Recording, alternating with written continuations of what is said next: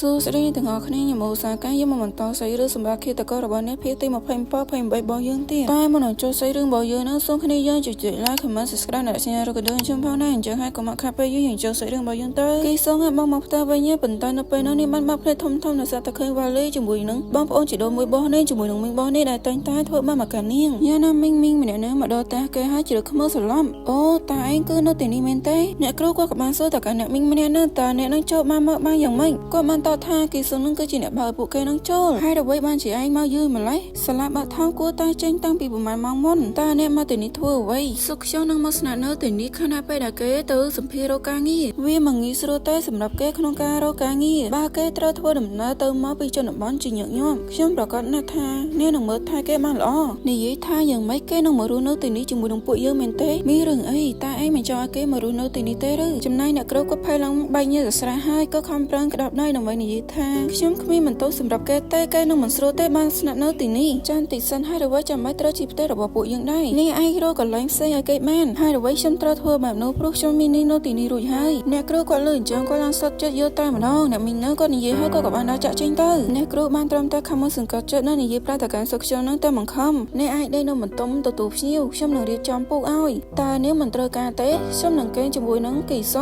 ុងដែរនៅក្នុងបន្ទប់នេះគឺខ្លាចបងប្អូនជីដូនមួយគេឡើងចង់កាសស្ទែរ៉ាម៉ៃគេបានបាត់ទ្វារយ៉ាងខ្លាំងដោយស្រែកប្រាទៅកាន់បងស្រីរបស់គេថាខ្ញុំនឹងទៅគេនៅបន្ទប់ទទួលភ្ញៀវតែបងគេបានតបថាតែខ្ញុំអញគេនៅទីនេះបានហើយសុខខ្ញុំនឹងឯងអាចប្រាំបន្ទប់របស់ខ្ញុំបានពេលយកក៏បានឈានចូលម្ដងហើយនៅពេលដែលនាងកំពុងតែរៀបចំគេនឹងក៏មាននរណាម្នាក់បានតែមកកានាងហើយទូស្រីយើងនឹងក៏បានលើសួស្ដីគីចង់ឯងមានបានឃើញរឿងដែលបានកើតឡើងដែរទេគឺថាជីញៀនបេនៅបាន delete Facebook របស់នាងហើយចាក់ចេញពីក្រុមឆាតទៀតហើយយ៉ាមិនគួរឲ្យអស់សំណាយទេឬនាងប្រហែលជាខ្មាស់គេដល់ថ្នាក់ងើបមកមិនរួចផងយើងបានមកមើលនៅក្នុងបន្ទប់របស់ជីញៀនបេនាងបានបើទូរស័ព្ទនាងយ៉ាងខ្ទេចមិនត្រឹមតែប៉ុណ្ណឹងនោះទេនាងបានអង្គុយជេរទៅនឹងគីចង់ឡើងញោមមាត់តែម្ដងណាយ៉ាណាមិញយើងមកមើលអូនគេសងតែគេនឹងកំពុងតែគេងតែនៅភ្លាមនឹងគេស្រស់តែបានបើភ្នែកធំដល់សារតែគេបានលើសំឡេងនរណាម្នាក់បានបើទ្វារដើម្បីចូលបន្ទប់របស់គេ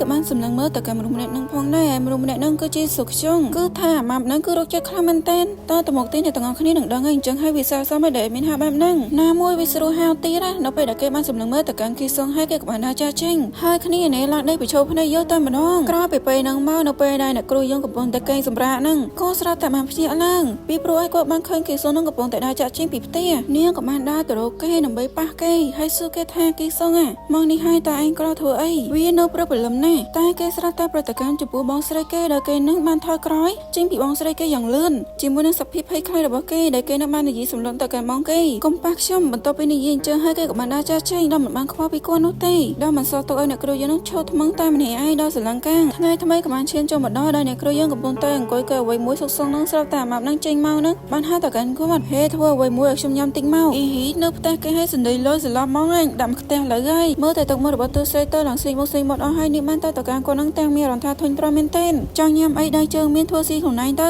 គេក៏បានតបហើយអ្វីបានជានាងមិនធ្វើការអញ្ចឹងហើយអ្វីបានជាឯងត្រូវខ្វល់អាម៉ាប់នឹងក៏បានសួរទាំងឌឺអូត្រូវបានគេមិនចេញពីការងារមែនទេបន្ទាប់ពីគេនិយាយអញ្ចឹងហើយគេក៏បានដើរចាក់ចេញទាំងអស់សំណើចមើលតែទូស្រីទៅទ្រាំបានលើអញបន្ទាប់ពីពេលហ្នឹងមកយើងក៏លេងមើលនៅក្នុងថ្នាក់របស់គេសួរឯនេះវិញគឺគេរីមិនចូលនោះទេដោយសារតែបងប្អូនជីដូនមួយឈួតលរបស់គេហ្នឹងហើយអូនគេសួរយើងដោយសារតែគេហ្នឹងទ្រាំមិនបានគេក៏បានមកមន្ទីរពេទ្យផ្លូវចិត្តគ្រូពេទ្យដែលនៅទីហ្នឹងគេក៏បានសួរដែរថាមានរឿងអីមែនមើលទៅកាន់ឯងហាក់បីជាស្លេកស្លាំងណាស់ឯងប្រាប់ខ្ញុំបានទេថាមានរឿងអ្វីកើតឡើងហើយអូនគេសងគេមិនអាចនិយាយបានទេដោយសារតែគេស្ថិតនៅក្នុងស្ថានភាពតស្លុតខ្លាំងហើយគេក៏បានសម័យនៅពេលដែលគេនៅក្មេងពេលហ្នឹងគេបានឃើញសុខជននឹងបានធ្វើអ្វីមួយមកលើគេពេលហ្នឹងពិតជារោគចិត្តមែនតែស្បីក្មេងក៏វាមកលើកលែងដែរបន្ទាប់ពីបាននៅឃើញរឿងហ្នឹងហើយគេមានអារម្មណ៍ថាកាន់តែភ័យកាន់តែខ្លាំងខ្ញុំមិនអាចធ្វើបែបហ្នឹងបានទេបន្ទាប់មកគេក៏បានចាក់ចេញពីទីហ្នឹងមកអង្គុយសង្ងំនៅខាងក្រៅដោយរត់ទេទៅកាន់អ៊ីនសុំហើយអាពេលរត់ទេទៅកាន់អ៊ីនសុំហ្នឹងគេក៏បានចងចាំអំពីសន្តិលោកពូបលីសង្កេតយើងអូខ្ញុំស្ទើរតែផ្លេចទៅហើយប្រយ័ត្នអ៊ីនសុំផ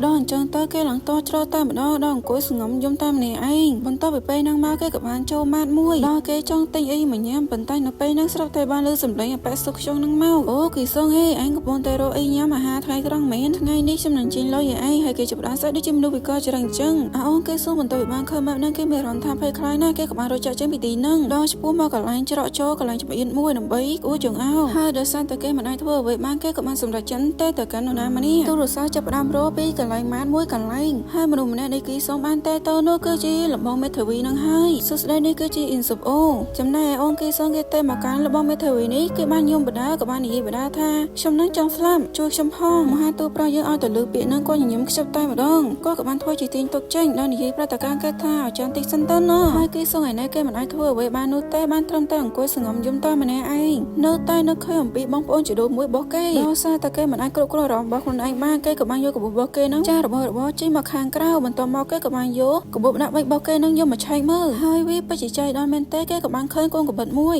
បន្ទាប់មកគេក៏បានយកកូនកបិតនឹងយកមកចងអាដែរសម្រាប់ខ្លួនឯងតែគេនៅតែមានអារម្មណ៍ថាស្ទាក់ស្ទើរក្នុងការសម្រាប់ខ្លួនតែនៅពេលនោះស្រាប់តែរបស់អ៊ីនស៊ុបនឹងក៏មកតន់ក៏បានមកហាមឃាត់គេហើយអូនគេសងគេក៏បានងាកបែរមើលដល់ឃើញរបស់អ៊ីនស៊ុបនឹងបានញញឹមដាក់គាត់ហើយគាត់នឹងក៏បានដកកូនកបិតនឹងចេញពីដៃរបស់គេដល់គាត់បាននិយាយថាហេតុអ្វីបានជាពួកយើងមិនទៅការិយាល័យរបស់ខ្ញុំបន្ទាប់មកពួកគេក៏បានមកដល់ការិយាល័យរបស់គាត់គឺថាអ៊ីនស៊ុបយើងនេះគឺថាគាត់អង្គុយបដាក៏បានមើលទៅការនេះលកាបដាយ៉ាងណាមិញក៏មិនចង់ឲ្យស្ថានភាពមើលទៅហាក់បីជាស្ងប់ស្ងាត់ពេកក៏បានសួរទៅការគេតែឯងមិនទាន់ត្រៀមខ្លួនរួចរាល់ដើម្បីប្រាប់ខ្ញុំអ្វីដែលបានកើតឡើងទេមែនទេគេបានកវីក្បាលដើម្បីផ្ដល់ចម្លើយថាគេមិនទាន់ត្រៀមខ្លួនទេបើសិនជាឯងមិនចង់ប្រាប់មកការខ្ញុំទេបន្ទាប់មកហើយអ្វីបានជាឯងមិនព្យាយាមជជែកអំពីបងស្រីរបស់ឯងគេសួរដល់គេលើបែបនេះគេមានអារម្មណ៍ថាផាំងស្មារតីមែនទេដោយសារតែគេបាននឹកឃើញទៅនឹងបងស្រីរបស់គេនឹងបានតែកំភ្លាមមកខាងគាត់បន្ទាប់ពីបាននឹកឃើញរឿងនេះគេបាននិយាយថាគេមិនអាចប្រាប់ទៅការបងស្រីរបស់គេបានទេហើយរឿងទាំងអស់នេះគឺដោយសារតែនាងទាំងអស់លបងទូប្រុសយើងដែលលើអញ្ចឹងក៏បានក្រោកឈរនឹងហើយទោះជាយ៉ាងណាក៏ដោយឯងអាចចែករំលែកបាននៅពេលដែលឯងអាចត្រៀមខ្លួនរួចរាល់ហើយទ្វាររបស់ខ្ញុំគឺតែងតែបើកពួកយើងក៏តែចាក់ចេញឥឡូវនេះដោយសារតែម៉ោងនេះគឺជាពេលដែលម៉ោងខ្ញុំត្រូវបិទ